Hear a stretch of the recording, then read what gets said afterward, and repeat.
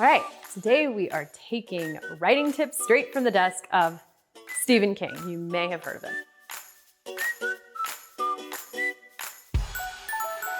When people ask me what it takes to write a book and get it published, I often point them to Stephen King. Why? Because he's clearly a talented writer, or at least knows how to write books that millions of people read.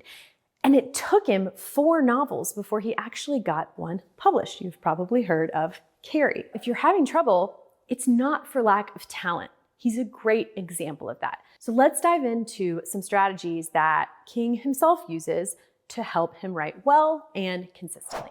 The first is to learn from your failures and keep pushing. Before he was a best-selling author, Stephen King was a teacher, struggling to make ends meet. And he used the payment from some of his early stories to pay a fine for stealing traffic cones. I'm not kidding about that part.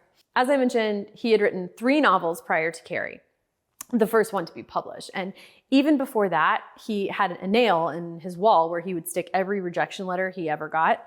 After a while, he had to replace the nail with a spike because the nails couldn't support the weight of the letters anymore. We all face failure. We're not going to go through life with everything going our way, but the upside is you can learn from it and recognize that every time you fail, you're one step closer to succeeding. It took me 6 years to get my novel published, and I had to query the agent I wanted 3 times before she signed me. It's not easy, but you can get there. Okay, tip 2 from Stephen King is to write from your own voice. This is a quote. King says, "One of the really bad things you can do to your writing is dress up the vocabulary looking for long words because you're maybe a little bit ashamed of the short ones. It's like dressing up a household pet in evening clothes. The pet is embarrassed, and the person who committed this act of premeditated cuteness should be even more embarrassed." It's easy to think that because a lot of the literary greats wrote in flowery language that we should be writing that way. Sure, that's one way you could tell your story, but ultimately the way you want to tell your story should be the way you want to tell it, which is often pretty close to the way you talk.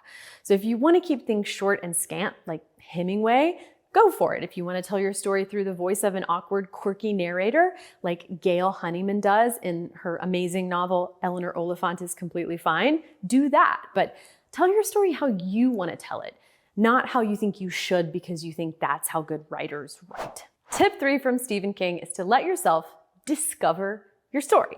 All right, sure. If you need an outline, you can outline.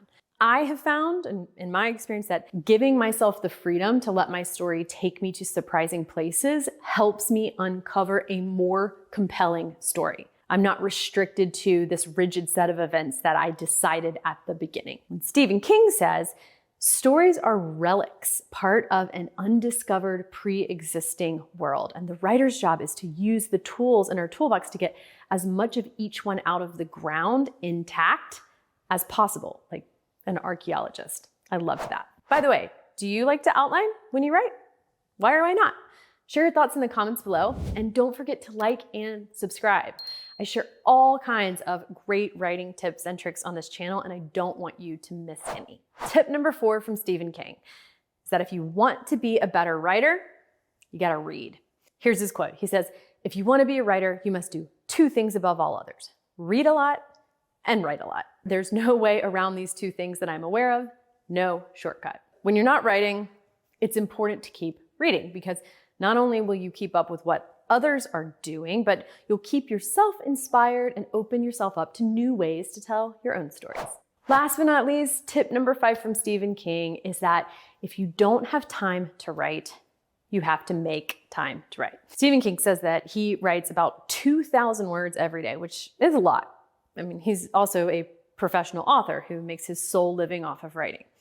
So if you work a full-time job, are raising a family, it's okay if you're not writing this much, of course, or at all every day. But the point is that even if you don't have the time, you have to make the time. So when are you at your best creatively?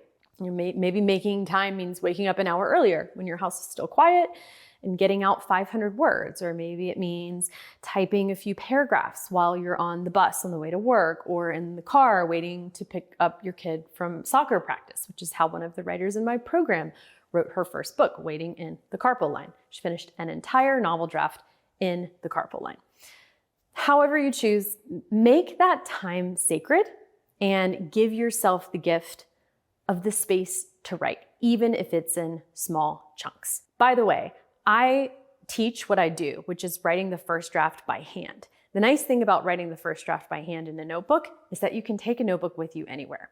That's how that writer managed to write the first draft of her novel in her van in the carpool lane. Maybe you're thinking, listen, I would love to make the time, but I don't know how. Or maybe you haven't written a creative word in years. Or maybe you're the opposite. You have an MFA in creative writing, but it sucked all the fun out of it and now you're stuck working on your book. Well, as a 3-time published novelist and writing coach, I've put together a free training for you on how to write your dream book while holding down a full-time job. And in this training, I teach you the exact process I use to write my books by hand, exactly how I use my notebooks and how I then turn those into a typewritten draft. All you have to do to get this free training is apply to my program, the Book Incubator.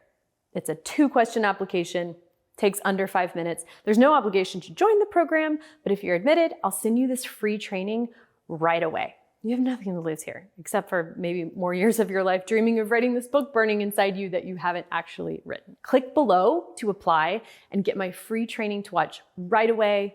It will be worth your time, I promise.